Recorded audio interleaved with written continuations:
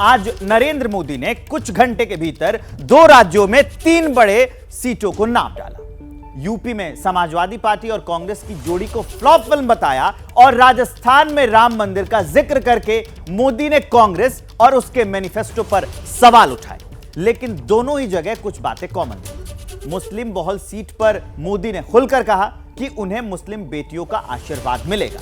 आखिर इस कॉन्फिडेंस की वजह क्या है? आखिर क्यों मोदी को लग रहा है कि बीजेपी से दूर रहने वाला वोटर इस बार उनके साथ है? सवाल का जवाब हम मुस्लिम वोटर्स से ही जानेंगे। सबसे पहले सहारनपुर पर यह एक्सक्लूसिव रिपोर्ट देख लीजिए। 44 साल के इस सफर का एक पड़ाव अगर यहां तक पहुंचा है तो इसके पीछे 365 दिन सक्रिय रहने का प्रण है, जिसका ट्रेलर आज नरेंद्र मोदी के मैराथन चुनाव शंखनाद में फिर दिखा। 44 बरस पहले जब अरब सागर के तट पर बीजेपी की स्थापना हो रही थी, तब किसने सोचा था कि 0 सीट वाली पार्टी एक दिन 370 प्लस का साहस लेकर सियासत के रण में उतरेगी। लेकिन अकेले बीजेपी को 370 सीटें मिलना और एनडीए को 400 सीटें मिलना मुश्किल ही नहीं, बहुत मुश्किल है। 543 सीटों की गुणागणित मोदी को भी मालूम है। इसीलिए नरेंद्र मोदी को लग रहा है कि मुस्लिम वोटों के दम पर वो 400 का बैरियर तोड़ देंगे। मोदी भाईजान, मोदी हमारे भाईजान हैं, मोदी हमारे भाई हैं। मोदी जिंदाबाद, जिंदाबाद, जिंदाबाद, मोदी जिंदाबाद। अबकी बार 400 पार भारतीय जनता पार्टी, मोदी मोदी जिंदाबाद। आज की इस रिपोर्ट में हम मोदी के मिशन 400 प्लस को मुस्लिम वोटर्स के नजरिए से समझने की कोशिश करेंगे। युवा, बुजुर्ग, पुरुष, महिलाएं, नौकरीशुदा से लेकर मौलवी तक हम मुस्लिम बहुल सीटों के वोटर से पूछेंगे कि क्या तीसरी बार मोदी की सरकार बनने जा रही है? 400 पार का नारा हकीकत से कितना दूर, कितना करीब है? लेकिन उससे पहले सुनिए सहारनपुर की रैली में मोदी का वो भाषण जो मुस्लिम वोटर्स में जबरदस्त वायरल हो रहा है। और कुछ लोग कभी कभी कहते हैं उत्साह में कि मोदी ने जो 3 तलाक कानून खत्म किया है, इससे मुस्लिम महिलाओं को लाभ हुआ है। मैं समझता हूं उनको पूरी समझ नहीं है। ये सिर्फ मुस्लिम महिलाओं का भला हुआ ऐसा नहीं है, सिर्फ मुस्लिम महिलाओं को ही लाभ मिला ऐसा नहीं है।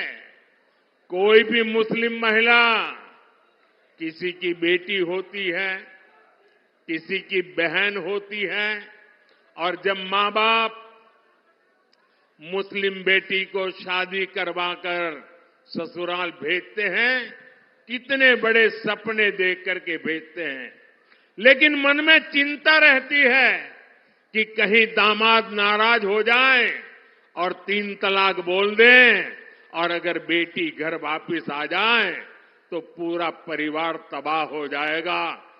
3 तलाक का कानून खत्म करके, परंपरा खत्म करके, हमने सिर्फ मुस्लिम महिलाएं नहीं, पूरे मुस्लिम परिवार को बचा लिया है।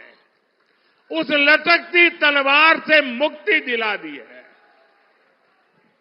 ये एक काम इतना बड़ा मैंने किया है कि आने वाली सदियों तक मुस्लिम बेटियां ये मोदी को आशीर्वाद देती रहेगी। नरेंद्र मोदी को मुस्लिम बेटियों पर भरोसा है। उनके आशीर्वाद से वो 400 प्लस की कल्पना को साकार होते देख रहे हैं। लेकिन क्या धरातल पर भी ऐसा ही है? क्या वाकई 3 तलाक फैक्टर और बिना भेदभाव के क्रियान्वित हो रही सरकारी योजनाओं ने नरेंद्र मोदी को मुस्लिम वोटर्स की पहली चॉइस बना दिया है? इसका जवाब मुस्लिम वोटर से ही सुनते हैं। मोदी जैसा तो पूरी दुनिया में नहीं है साहब। क्या नहीं है उसके अंदर? भाई गरीबों की रक्षा वो करते हैं, गरीबों का कल्याण वो करते हैं, सबकी चिंता वो करते हैं। हर वर्ग, हर विशेष में जो है जाकर उसको जो ज़रूरत है जिसकी, उसके दरवाजे को नोब कर आदरणीय प्रधानमंत्री जी उस योजना का उसको लाभ पहुँचाते हैं। जितना लाभ और जितना फ़ायदा मुख्यमंत्री योगी जी ने, प्रधानमंत्री जी ने और अमित शाह जी ने जितना किया है, मैं कहूँगा इतना पिछले वर्षों में नहीं हुआ जो अब हुआ है। काफ़ी सुधार और काफ़ी योजना, बहुत लाभ हुआ है इस पार्टी से और शुक्रगुजार है इस पार्टी के। मुसलमान रोशनी में है और प्रधानमंत्री जी की गारंटी है कि बहुत सारी चीज़ों की विकास भी आप देख रहे हैं, हाईवे कैसे बन रहे हैं, पुल भी और ब्रिज कैसे बन रहे हैं। और अनाज का है, सबसे पहले हर व्यक्ति को, हर बंदे को 5 किलो अनाज सरकार, प्रधानमंत्री की सरकार दे रही है। एक गरीब आदमी है उसको जो है 5 लाख का मुफ्त सरकार इलाज करा रही है। ये बहुत बड़ी बात है एक गरीब आदमी के लिए। और हम तो कह रहे हैं कि जो इस बार नारा है कि इस बार 400 पार, तो इस बार 400 पार ही हो। बीजेपी को मुस्लिम वोट तो चाहिए, लेकिन नरेंद्र मोदी की अपनी लकीर क्लियर है और इस लकीर का जिक्र उन्होंने सहारनपुर की रैली में भी किया। मोदी ने मुस्लिम लोगों के बीच मुस्लिम लीग पर अटैक किया और मुस्लिम लीग के बहाने घेरा कांग्रेस को। कांग्रेस के घोषणा पत्र में पूरी तरह मुस्लिम लीग की छाप है और इस मुस्लिम लीग वाले घोषणा पत्र में जो कुछ हिस्सा बचा खुचा रह गया उसमें वामपंथी पूरी तरह हावी हो चुके हैं। यानी बीजेपी मुस्लिम लीग के विरोध में और मुस्लिम लोगों के सपोर्ट से चुनाव में उतरना चाहती है, लेकिन मुसलमान वोटर्स बीजेपी को कितना सपोर्ट करेंगे? क्या विपक्ष के कुछ दल जिस मुख्तार फैक्टर को भुनाने में लगे हैं उससे मुस्लिम वोटर्स भी इत्तेफाक रखते हैं? अब की बार 400 पार, फिर एक बार मोदी सरकार। क्या अच्छी चीजें लग रही हैं आपको मोदी जी ने जो गारंटी दी है वो करके दिखा रहे हैं और वही होगा। अब की बार जो है मोदी की ही सरकार आएगी। मोदी सरकार जो है बहुत भारी मतों जीतेगी और बहुत अच्छा काम कर रही है। आज मुसलमानों ने देख लिया है कि अगर हमारे विकास के और हमारे बच्चों के भविष्य के बारे में कोई सोच रहा है तो सिर्फ मोदी जी सोच रहे हैं, क्योंकि उन्होंने किसी भी योजना में या कहीं पे भी भेदभाव नहीं किया, सबका साथ और सबको विकास करके साथ में लेके चले हैं। कि न दूरी है न खाई है, मोदी हमारा भाई है।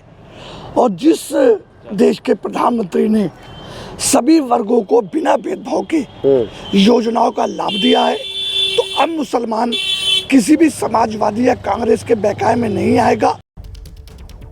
तो अब चलिए हम आपको सहारनपुर का जातीय और सियासी जो समीकरण है उसकी बात करते हैं। पूरा फैक्टर तो आपने समझ लिया इसके माध्यम से, रिपोर्ट के माध्यम से। अब ये जान लीजिए कि हाँ, मुस्लिम वोट की अहमियत क्या है, कि कौन से वोटर कितने हैं, ये अब हम आपको बताने जा रहे हैं। तो सहारनपुर का जो समीकरण है, 2004 में राशिद मसूद जो है वो समाजवादी पार्टी से थे, वो वहां पर जीते थे। अगली बार जब चुनाव हुए 2009 में, तो जगदीश राणा जो है वो बीएसपी से जीते थे। 2014 का जो साल था, इसमें राघव लखनपाल जो है वो बीजेपी की टिकट पर जीते थे। उसके बाद जो 2019 का चुनाव, मतलब कि जो पिछली बार जो चुनाव हुए थे 2019 में, फजलुर रहमान बीएसपी के टिकट पर जीते थे। आपको यहां यह जानना भी जरूरी है कि 2019 में जो समाजवादी पार्टी थी और जो बीएसपी थी, ये दोनों जो हैं वो एक साथ मिलकर चुनाव लड़े थे और इन दोनों का जनाधार ठीक है, तो वहां पर बीएसपी जीती थी। अब देखिए कि सहारनपुर में हिंदू और मुस्लिम वोट कितने हैं, ये जानना भी जरूरी है। 56.74% हिंदू वोटर्स हैं यहाँ पे वोट हैं और 41.95% जो हैं वो मुस्लिम वोटर हैं।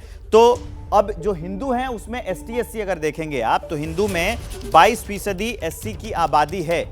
6 लाख यहाँ पर मुस्लिम वोटर हैं और 1 लाख जो हैं वो यहाँ पर जाट वोटर हैं। तो ऐसे जो है प्रभावित करने वाला है अब की बार का जो सहारनपुर का क्षेत्र है, क्योंकि पिछली बार के चुनाव में एसपी बीएसपी एक साथ आई थी और अब की बार जो है एसपी बीएसपी अलग अलग हैं और बीजेपी जो यहाँ पर अपने कैंडिडेट उतार चुकी है। तो अब की बार जो टक्कर है वो थोड़ी मजबूत भी लग रही है और बीजेपी का पक्ष उसमें भारी भी लग रहा है। खैर, अब आइए कि वहां पर महाटक्कर किसके किसके बीच है, कौन कौन से उम्मीदवार हैं ये जान लीजिए। राघव लखनपाल बीजेपी के ये उम्मीदवार हैं। इमरान मसूद जो महागठबंधन बना है कांग्रेस प्लस मतलब समाजवादी पार्टी के साथ, तो यहाँ पर कांग्रेस का उम्मीदवार है इमरान मसूद वहां के हैं। और माजिद अली बीएसपी से हैं, क्योंकि बीएसपी ने आपको याद होगा कि ऐलान कर दिया था वो अकेले लोकसभा चुनाव में उतरने वाली है। तो ये इन्हीं तीनों के बीच में जो है वो महाटक्कर होने वाली है। जैसे ही घड़ी का काटा दोपहर 2:30 पे आए, बबीता जी का दिल सास बहू साजिश के लिए मचल जाए। और ये है इनकी बहू, पूरे दिन ऑफिस की टेंशन हो जाए गॉन जब ये करें अपना फेवरेट शो फ्री टाइम पे ऑन। इनकी तरह आप भी देखिए अपना फेवरेट शो अपने टाइम पर और डाउनलोड कीजिए ABP लाइव ऐप अपने स्मार्ट टीवी पर।